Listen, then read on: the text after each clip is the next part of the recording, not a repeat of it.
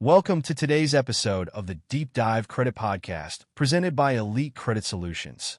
We are your trusted partner in affordable credit repair, proudly based in Tampa, Florida, and dedicated to serving clients across the entire United States.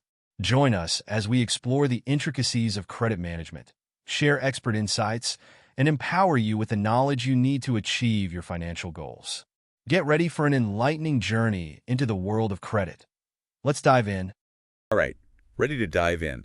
Today, we're tackling credit card closures. Those sudden shutdowns, yeah. Exactly. We want to figure out what can trigger them. And how to avoid them, right? You got it. We've got insights from NerdWallet. Bankrate, too. Oh, and Experian. The big names. So think of this like credit card self-defense. Protecting your financial life, yeah. Exactly. We'll unpack why companies might close your account. And more importantly, how to prevent that from happening. So you're not caught off guard. Let's start with the most obvious culprit, not paying your bills. The classic blunder. Right, like what happens if you just consistently miss those payments? Well, it leads to default. Hey. After about 6 months of no payment, the issuer can close your account. Oh, wow. So they really can just shut it down. Yep. And then it often gets sold to a collection agency. Oh, no, those guys. Aren't they kind of, scary? They can be pretty aggressive, yeah. Best to avoid them. Definitely. And I'm guessing your credit score takes a hit, too, right? Oh, absolutely. A major hit. It's like a black mark on your credit report for 7 years. 7 years. Seriously. Yep. And you lose any rewards you had, too. Ouch. Talk about adding insult to injury. Yeah, it's a painful one. So not paying, that's a big no-no. For sure. But what about those folks who are responsible, always pay on time? Are they safe? This is where it gets interesting. Oh. You can be a model customer, perfect payments, zero balance. Like the ideal cardholder. Yep. And still get your account closed. Wait, what? Seriously, why on earth would they do that? Well, think about it. Card issuers make money from those swipe fees. Every time you use the card. Right. Exactly. So if the card is just sitting in your wallet, not being used. It's not making the money. Exactly. They might close inactive accounts to cut costs. So even if I'm not costing them anything by carrying a balance, They might still close it because I'm not using it enough. that just seems a little unfair. It can feel that way, yeah. But the good news is your good payment history. It still stays on your report for 10 years. Right. That's the silver lining. Okay, that's something. But isn't it also true that closing a zero balance card can hurt your score? It can, yeah. Closing any card reduces your total available credit. So even a zero balance one. Yep. And that affects your credit utilization ratio, Which is? how much of your available credit you're using. Right. And that ratio makes up a big chunk of your credit score. So keeping it low is important. Very important. Closing a card, even with zero balance, can bump that ratio up. So it can actually ding my score, even if I'm not carrying debt. That's right. It seems counterintuitive. It does. But that's how the scoring system works. It's about showing you can manage credit without maxing out your cards. Okay, so responsible use is key. Mm. Let's move on to another potential trigger. Changes in a person's financial situation. Yes. This one's a bit tricky because it can go both ways. Meaning? It could be a change in your finances that leads to closure. Okay, like what? Say, a big drop in your credit score? Makes you look riskier, I guess. Exactly. The issuer might see that as a red flag. And decide to close the account. To protect themselves, yeah. So sometimes it's a preemptive move on their part, Right. But sometimes it's the issuer who initiates the change. not the cardholder. Yep. Like during the COVID pandemic, remember? Oh, right. A lot of issuers closed accounts and slashed credit limits. Even for people with good credit. Yeah, they were trying to minimize their own risk during that uncertain time. Wow, that's pretty drastic. So it's not always a reflection of the cardholder's behavior, Nope. External factors can play a big role. like they say. Yep. Sometimes it's them, not you. Exactly. Or think of it like your favorite coffee shop. Okay. They suddenly stop selling your go-to latte. Oh, I hate when that happens. It's not personal, right? It's just business. Makes sense. So sometimes a card gets phased out, or the terms change. Right. Those things happen. Speaking of terms, do they have to give you any warning before closing your account?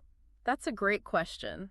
And the answer is, unfortunately, not always. They are required to notify you about certain changes, like a rate hike.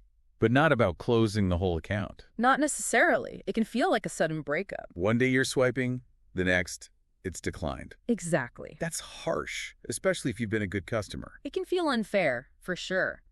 the Truth in Lending Act. That's supposed to protect consumers, right? It is, but it doesn't require advance notice for closures. Seriously? Yeah. So they have all the power. It can feel that way.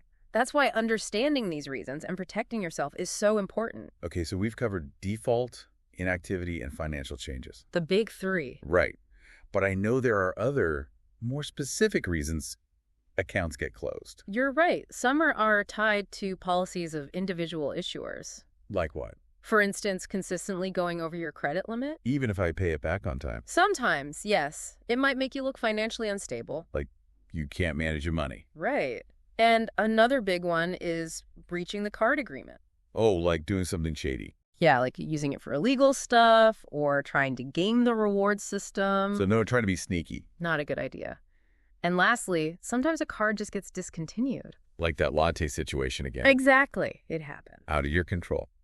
Okay, we've talked about all the reasons, but what does it all mean for the average person? Good question. It's not just about the inconvenience. Right. A closed account can have a ripple effect on your finances. Beyond just the credit score. Yes.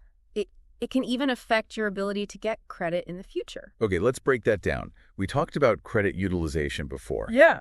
How does a closed account affect that specifically? So, closing an account reduces your total available credit, Right, and that bumps up your credit utilization ratio. which is bad for the score. Exactly. And Yeah. then there's the length of your credit history. Ah, right. That matters too, doesn't it? Big time. The longer you've managed credit responsibly, the better. So a long history is a good thing. Yep. Closing an account, especially an old one, can shorten that history. And hurt my score. Potentially, yeah. So even if I have an old card I barely use, it might be worth keeping it open. Often, yes. Especially if it has no annual fee. Just for the history. Exactly. And then there's your credit mix.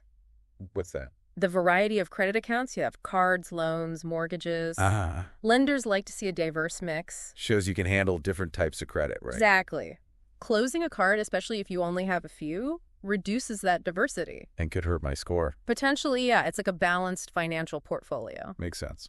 So you can see how one closure can trigger a chain reaction. Like a domino effect. Exactly. That's why being proactive is so important. So let's talk about that. What can people do to minimize the chances of their card getting closed? The key is knowledge and good credit habits. Okay, lay it on us. What are the top things people should be doing? First, you use your cards regularly. Even for small things. Even for a coffee. Yeah. Just pay it off in full each month to avoid interest. So even if I mostly use debit, it's good to swipe the credit card now and then. Shows the issuer the account is active and valuable to you. Got it. What else? Be a good customer. Pay your bills on time, every time. No brainer, right? It seems obvious, but it's crucial. And set up auto pay if you're worried about missing due dates. Yeah, auto pay is a lifesaver. It really is. Okay, next. Understand those credit card agreements. Those long, boring documents. Yeah, those ones. Don't just ignore them. Take the time to read and understand the terms. Seems like a lawyer thing. It's important for everyone. Knowing the rules helps you avoid breaking them. So you don't accidentally trigger a closure. Exactly. And lastly, keep an eye on your credit report. We talk about that. It's crucial. Yeah. Catching errors early on can save you a lot of hassle. Like a credit security system. Perfect analogy. So knowledge is power. We've learned a lot about how these closures work. And why they happen. Right. And even though issuers have a lot of power, They can seem kind of scary sometimes. we're not totally helpless. By understanding the system and being proactive. We can minimize those risks. Exactly. But before we move on, here's something to think about. What if an issuer closes your account based on faulty information, like mistaken identity or an error on your credit report? Oh, that would be awful. Yeah. To be penalized for something that wasn't even your fault. Right. It raises a lot of questions about consumer rights and the power of these companies. That's a good point. We'll have to explore that more in the next part of our deep dive. So stay tuned. Welcome back to our deep dive, still exploring those credit card closures. And all the twists and turns they can take, yeah. Exactly. I'm really curious about that legal question we left off with. You mean about closures based on mistakes? Exactly. Like, what if the issuer mixed you up with someone else, or there's an error on your report? And they close your account because of that. Right. Is that even legal? Do you have any options in those situations? That's a question a lot of people have. It just feels so unfair to be penalized for something that's not your fault. Absolutely. So let's get into the legal side of things, see what protections are in place. All right, let's do it. First off, Is it even legal for them to close your account without notice? Like, even if they have a reason, shouldn't they give you a heads up? It's a good question, and the answer might surprise you. Oh, In most cases, the law doesn't actually require them to give you advance notice. seriously. Hmm. So they can just shut it down, no warning. They do have a fair amount of discretion, yeah. Even if you've been a perfect customer, paying on time, following the rules, It does highlight the power they have. it feels a little one-sided, to be honest. It can, for sure. Yeah. They can't close accounts for no reason. Okay. But they do have a lot of leeway when it comes to managing risk. Okay. What about the Truth in Lending Act? I thought that was supposed to protect consumers. The TILA. Yeah, that one. Does it cover closures? TILA is a great law, but its main focus is on disclosure, making sure the terms of the agreement are clear to you up front. Okay, so like interest rates, fees, that kind of thing. Exactly. Transparency is key. But it doesn't really help you if they decide to close your account. Well, that's where the loophole is. It doesn't require them to give you advance notice before closing, even if it's not your fault. So they can basically pull the rug out from under you. It can feel that way, yeah. Which is why understanding the reasons for closures and taking steps to protect yourself is crucial. Okay, makes sense. But let's say the worst does happen. Your account is closed and you're convinced it was unfair. Like a mistake was made or they had bad information about you. What are your options then? Right. Could you challenge the closure? It's possible, but it depends. On what? The specific circumstances. You'd need to gather evidence, build a strong case. Okay, so let's say you believe it was discriminatory. Like they closed it based on your race, religion, or something like that. Ah, that's a good example.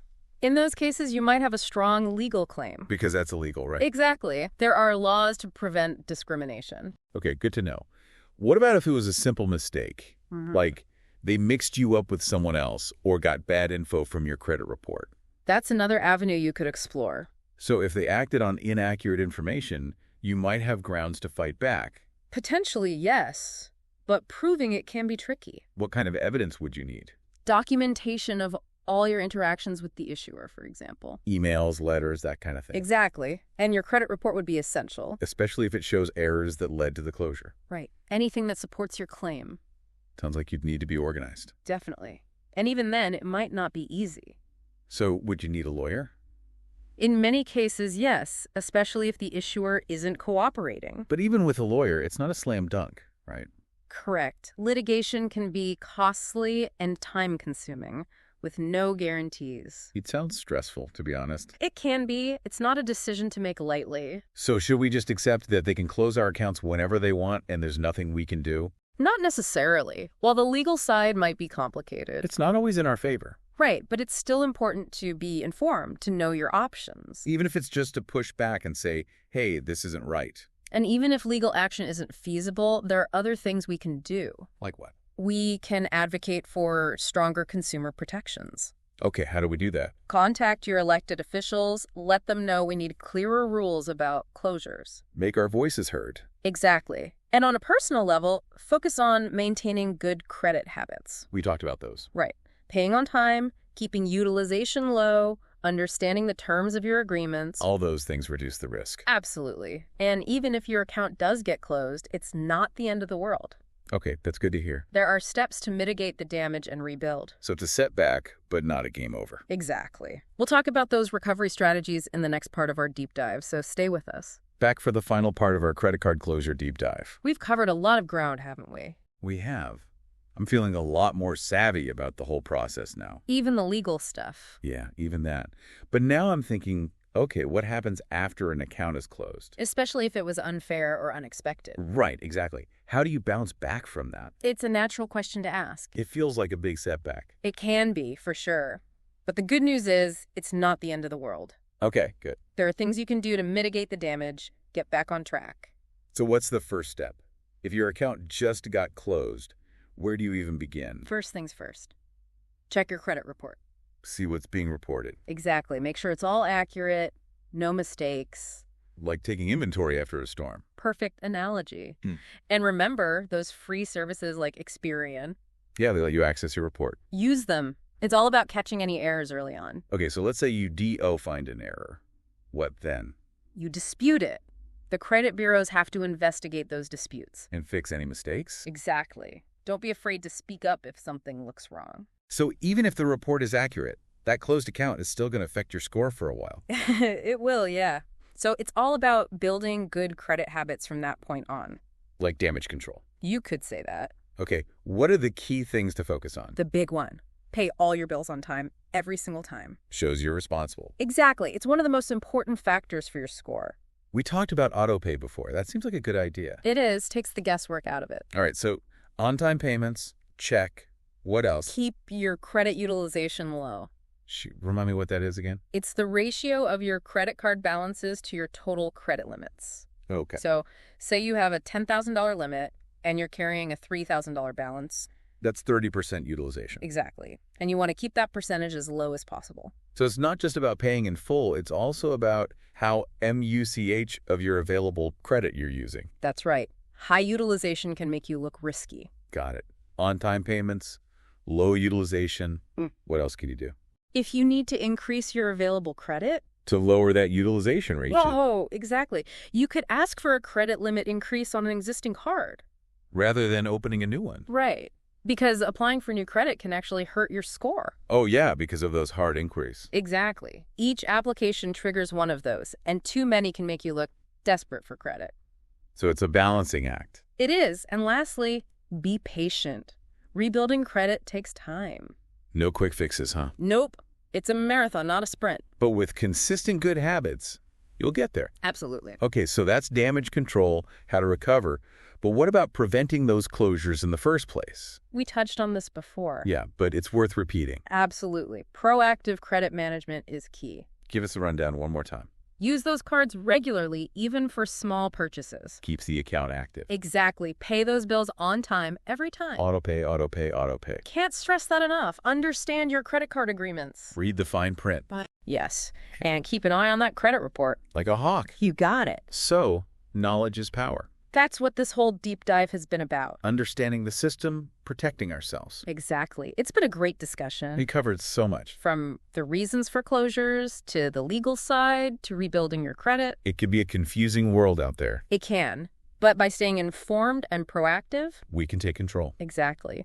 So, thanks for joining us on this deep dive. We hope you've learned some valuable tips and tricks for managing your credit wisely. Until next time. Wraps up another insightful episode of the Deep Dive Credit Podcast, brought to you by Elite Credit Solutions, your go-to resource for affordable credit repair across the United States. We appreciate you joining us today, and we hope you found the information valuable and empowering. If you're ready to take control of your financial future, don't hesitate to reach out to us at 813-317-6776. Additionally, don't forget to like today's podcast, share with your friends on social media, follow us, and subscribe to our YouTube channel to stay in tune with future updates. Thank you for listening. And until next time, keep striving for excellence in your credit journey.